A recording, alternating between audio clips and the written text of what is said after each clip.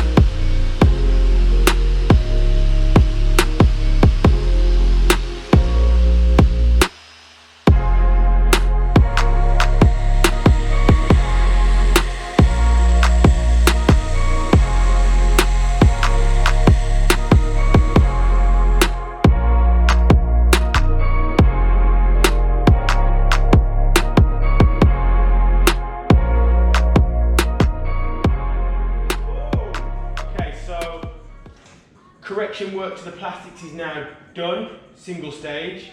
It's taken a long time to do this. And now what we're going to do is we're going to move on to ceramic coating. So I'm using a G-Technic ceramic coat. Obviously I am G-Technic accredited, so I'm going to be putting that on all the plastics, the carbon work, and that's pretty much it really. And then I will coat the wheels with C5 wheel armour, and then I'm going to do the screen with the windscreen. I think it's called G1, is it? Yes, G1. So.